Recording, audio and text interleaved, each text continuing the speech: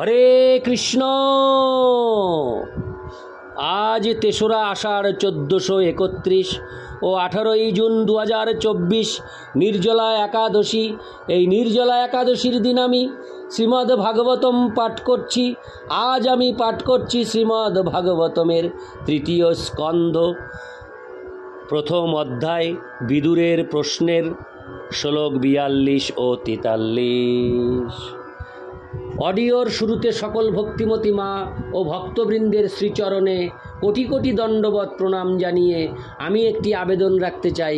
আপনারা এই জীবনের পূর্ণতা ইউটিউব চ্যানেলটিকে অনেক দূর পৌঁছে দিন, যাতে ভারতবর্ষের সর্বত্র তথা পৃথিবীর সর্বত্র সনাতনী হিন্দু ধর্মাবলম্বীদের কাছে শ্রীমদ্ ভাগবতমের বাণী পৌঁছে যায়।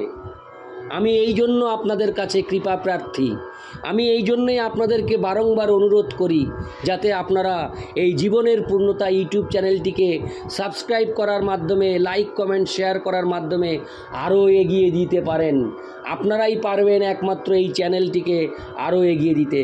তাই আমি করজোড়ে আপনাদের কাছে মিনতি করছি, আপনারা সকলেই এই চ্যানেলের সব অডিওগুলি প্রথম থেকে শেষ পর্যন্ত শ্রবণ করার পর সাবস্ক্রাইব, লাইক, কমেন্টস ও শেয়ার করে এই জীবনের পূর্ণতা চ্যানেলটিকে অনেক দূর এগিয়ে যেতে সহযোগিতা করুন। নারায়ণ হে নারায়ণ, ভবভয়হরণম নারায়ণ। শ্লোক ৪২। সোহং হরের মর্ত বিড়ম্বনেন দৃশ নৃণাং চালয়ত বিধাতু নান্যোপলক্ষ পদবিং প্রসাদাশ্চরামি পশ্চন গত বিস্ময়োহোত্র। অনুবাদ: তাতে আমি আশ্চর্য হইনি, সকলের অলক্ষ্যে আমি পৃথিবী ভ্রমণ করেছি। পরমেশ্বর ভগবান শ্রীকৃষ্ণের নরবৎ লীলা সমূহ এই মর্তলোকে সাধারণ মানুষের কার্যকলাপের মতো বলে মনে হয় এবং তাই তা অন্যের পক্ষে মোহজনক, কিন্তু আমি তার কৃপার প্রভাবে তার মহিমা উপলব্ধি করতে পেরেছি এবং তার ফলে আমি সর্বতোভাবে সুখী। তাৎপর্য: বিদুর যদিও ছিলেন ধৃতরাষ্ট্রের ভ্রাতা, কিন্তু তিনি ছিলেন সম্পূর্ণ ভিন্ন। শ্রীকৃষ্ণের কৃপায় তিনি তার ভাইয়ের মতো মূর্খ ছিলেন না এবং তার ফলে তার ভাইয়ের সঙ্গ তাকে প্রভাবিত করতে পারেনি। ধৃতরাষ্ট্র ও তার বিষয়ী পুত্রেরা তাদের নিজেদের শক্তির দ্বারা এই পৃথিবীর উপর আধিপত্য বিস্তার করার ভ্রান্ত প্রচেষ্টা করছিল।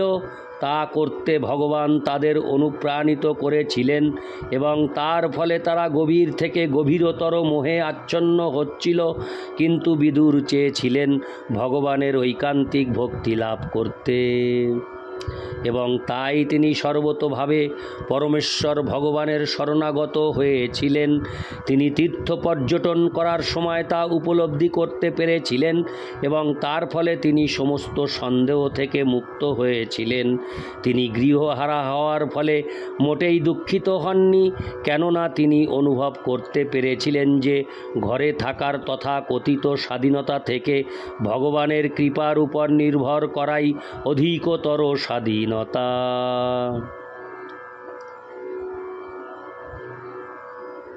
যতক্ষণ পর্যন্ত না দৃঢ় বিশ্বাস উৎপাদন হয় যে ভগবান তাকে রক্ষা করছেন, ততক্ষণ পর্যন্ত সন্ন্যাস আশ্রম অবলম্বন করা উচিত নয়।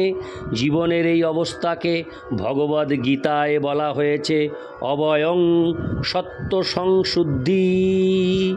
প্রকৃতপক্ষে প্রতিটি জীব সম্পূর্ণরূপে ভগবানের উপর নির্ভরশীল, কিন্তু যতক্ষণ পর্যন্ত না তিনি তার অস্তিত্বের শুদ্ধ অবস্থা প্রাপ্ত হচ্ছেন ততক্ষণ পর্যন্ত সেই অবস্থায় অধিষ্ঠিত হওয়া যায় না। নির্ভরতার এই স্তরকে বলা হয় সত্য সংশুদ্ধি বা আত্মশুদ্ধি। ভগবদ্ ভক্ত যাকে বলা হয় নারায়ণপর, তিনি কখনোই কোনো কিছুতে ভীত হন না, কেননা তিনি সর্বদাই জানেন যে সর্ব অবস্থাতেই ভগবান তাকে রক্ষা করছেন। সেই বিশ্বাস নিয়ে বিদুর একাকী সর্বত্র ভ্রমণ করেছিলেন এবং কোনো বন্ধু অথবা কোনো শত্রু তাকে দেখতে পায়নি অথবা চিনতে পারেনি। এইভাবে জগতের বহু দায় দায়িত্ব থেকে মুক্ত হয়ে তিনি প্রকৃত মুক্তির আনন্দ আস্বাদন করেছিলেন। শ্রীকৃষ্ণ যখন সচ্চিদানন্দময় শ্যাম সুন্দর রূপে এই মর্তলোকে বিরাজ করছিলেন তখন যারা তার শুদ্ধ ভক্ত নয় তারা তাকে চিনতে পারেনি অথবা তার মহিমা হৃদয়ঙ্গম করতে পারেনি। অবজানন্তি মাং মূঢ়া মানুষিং তনুমাশ্রিতম। ভগবদ্গীতা 9:11। অভক্তদের কাছে তিনি সর্বদাই মোহজনক, কিন্তু তার ভক্তরা তাদের শুদ্ধ ভক্তির দ্বারা সর্বদা তাকে দর্শন করেন। ইতি শ্লোক 42। শ্লোক 43।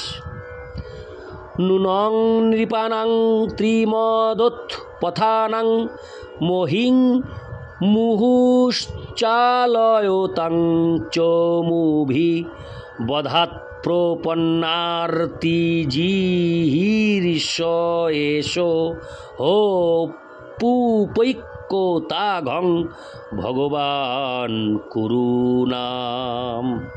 অনুবাদ: ধনজন ও বিদ্যা এই 3 প্রকার গর্ভের দ্বারা উৎপথগামী হয়ে যে সমস্ত নৃপতিরা তাদের প্রবল সামরিক শক্তি প্রয়োগ করে পৃথিবীর দুঃখ উৎপাদন করেছে, তাদের বিনাশ করে শরণাগত ভক্তদের দুঃখ দূর করতে সমর্থ হয়েও ভগবান শ্রীকৃষ্ণ সব রকম অপরাধে অপরাধগ্রস্ত কুরুদের বিনাশ করেননি।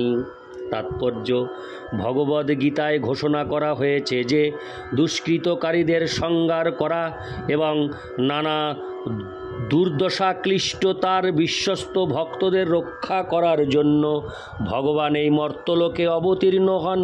কিন্তু এই উদ্দেশ্য সত্ত্বেও দ্রৌপদীকে কুরুদের অপমান এবং পাণ্ডবদের বিরুদ্ধে তাদের অন্যায় আচরণ এবং তার নিজের বিরুদ্ধেও সে সমস্ত অপবাদ তা সবই শ্রীকৃষ্ণ সহ্য করেছিলেন। এখানে প্রশ্ন উঠতে পারে, কেন তিনি স্বয়ং উপস্থিত থাকা সত্ত্বেও এই প্রকার অন্যায় অপমান সহ্য করেছিলেন? তিনি তৎক্ষণাৎ কেন কৌরবদের দণ্ডদান করেননি? রাজসভায় কৌরবেরা যখন সবার সম্মুখে দ্রৌপদীর বস্ত্রহরণ করার চেষ্টা করেছিল তখন ভগবান অন্তহীনভাবে বস্ত্র সরবরাহ করে দ্রৌপদীর লজ্জা নিবারণ করেছিলেন। তবে তিনি তৎক্ষণাৎ অপমানকারীদের দণ্ড দেননি। কিন্তু ভগবানের এই মৌনতার অর্থ এই নয় যে তিনি কৌরবদের অপরাধ ক্ষমা করেছিলেন। পৃথিবীতে তখন বহু রাজা ছিল যারা ধনমদ, বিদ্যামদ ও জনমদ এই 3 প্রকার মদের প্রভাবে অত্যন্ত উন্মত্ত হয়ে তাদের সামরিক শক্তির দ্বারা পৃথিবীকে বিচলিত করছিল। ভগবান কেবল অপেক্ষা করছিলেন তাদের সকলকে কুরুক্ষেত্রের রণভূমিতে একত্র করে এককালে তাদের সংহার করে তার দুষ্কৃতকারীদের নিধন করার কার্যটি সংক্ষেপে সমাধান করার জন্য। নাস্তিক রাজারা অথবা রাষ্ট্রপ্রধানেরা তাদের জড় ঐশ্বর্য বিদ্যা ও জনবলের গর্ভে উদ্ধত হয়ে সর্বদা তাদের সামরিক শক্তি প্রদর্শন করে এবং অসহায় ব্যক্তিদের দুঃখ দেয়। শ্রীকৃষ্ণ যখন স্বয়ং উপস্থিত ছিলেন তখন সারা পৃথিবী জুড়ে এই রকম বহু নৃপতি ছিল এবং তাদের সংহারের জন্য তিনি কুরুক্ষেত্রের যুদ্ধের আয়োজন করেছিলেন। ভগবান তার বিশ্বরূপ প্রদর্শন করার সময় দুষ্কৃতকারীদের সংহার করার এই উদ্দেশ্য সম্বন্ধে বলেছিলেন, অবাঞ্ছিত জনসংখ্যা হ্রাস করার উদ্দেশ্যে আমি কালরূপে স্বেচ্ছায় এই পৃথিবীতে অবতরণ করেছি।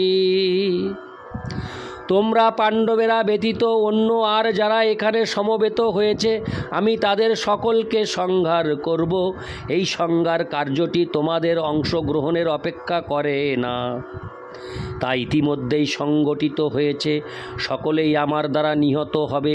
তুমি যদি এই রণক্ষেত্রের বীর নায়ক রূপে বিখ্যাত হতে চাও এবং তার ফলে যুদ্ধের লুণ্ঠিত দ্রব্য ভোগ করতে চাও, তাহলে হে সব্যসাচী, এই যুদ্ধের প্রত্যক্ষ কারণ হয়ে গৌরব অর্জন করো।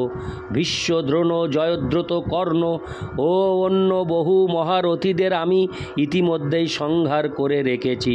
তুমি কোনো দুশ্চিন্তা করো না, যুদ্ধ করো এবং মহাবীর রূপে খ্যাতি অর্জন করো। ভগবদ্গীতা 11:32-34। ভগবান সর্বদাই তার অনুষ্ঠিত লীলায় তার ভক্তকে নায়ক রূপে প্রদর্শন করতে চান। তিনি তার ভক্ত সখা অর্জুনকে কুরুক্ষেত্রের যুদ্ধের নায়ক রূপে দেখতে চেয়েছিলেন এবং তার ফলে তিনি পৃথিবীর সমস্ত দুষ্কৃতকারীদের একত্রিত করার অপেক্ষা করছিলেন। তার এই অপেক্ষা করার এটি হচ্ছে একমাত্র ব্যাখ্যা, আর কিছুই নয়। হরে কৃষ্ণ, আর কিছু নয়। অডিওর পরিশেষে আমি আমার সকল ভক্তিমতী মা ও ভক্তবৃন্দের কাছে অনুরোধ করব, আপনারা যত দ্রুত সম্ভব এই জীবনের পূর্ণতা ইউটিউব চ্যানেলটিকে অনেক দূর পৌঁছে দিয়ে শ্রীমদ্ ভাগবতম পাঠের এই অমৃত কথা সারা পৃথিবীতে ছড়িয়ে দেওয়ার জন্য যজ্ঞে অংশগ্রহণ করুন। অর্থাৎ যখনই যেভাবে আপনারা এই অডিও পেয়ে যাবেন, সাথে সাথে এই অমৃত হরে কৃষ্ণ জীবনের পূর্ণতা এই ইউটিউব চ্যানেলটিকে আপনারা সাবস্ক্রাইব করে দেবেন এবং লাইক, কমেন্টস ও শেয়ার করবেন। যখনই যে ভক্ত যার কাছে এই অডিও পৌঁছাবে, আপনারা কৃপাপূর্বক এই চ্যানেলটিকে সাবস্ক্রাইব করবেন এবং লাইক, কমেন্ট, শেয়ার করবেন। এইভাবে আপনারা যেখান থেকেই এই অডিও শ্রবণ করবেন, এই কার্যটি করে এই জীবনের পূর্ণতা ইউটিউব চ্যানেলটিকে সারা পৃথিবীতে, ভারতবর্ষের সর্বত্র ছড়িয়ে দিন, যাতে সনাতন হিন্দু ধর্মের মানুষের কাছে এই শ্রীমদ্ ভাগবতম অতি সহজেই পৌঁছে যায় এবং তারা সকলেই ভগবানের অপার করুণা লাভ করেন, ভগবানের আশীর্বাদ পুষ্ট হন। ভগবান কে, ভগবান কি করেন, ভগবান কোথা থেকে এলেন, সব প্রশ্নের উত্তর সবার কাছে জলের মতো পরিষ্কার হয়ে যাবে। তাই আপনাদের শ্রীচরণে আমার এই নিবেদন, আপনারা প্রচুর পরিমাণে সাবস্ক্রাইব, লাইক, কমেন্টস ও শেয়ার করুন জীবনের পূর্ণতা চ্যানেলটিকে। হরে কৃষ্ণ হরে কৃষ্ণ কৃষ্ণ কৃষ্ণ হরে হরে, হরে রাম রাম রাম হরে হরে। জয় শ্রী রাধেশ্যাম।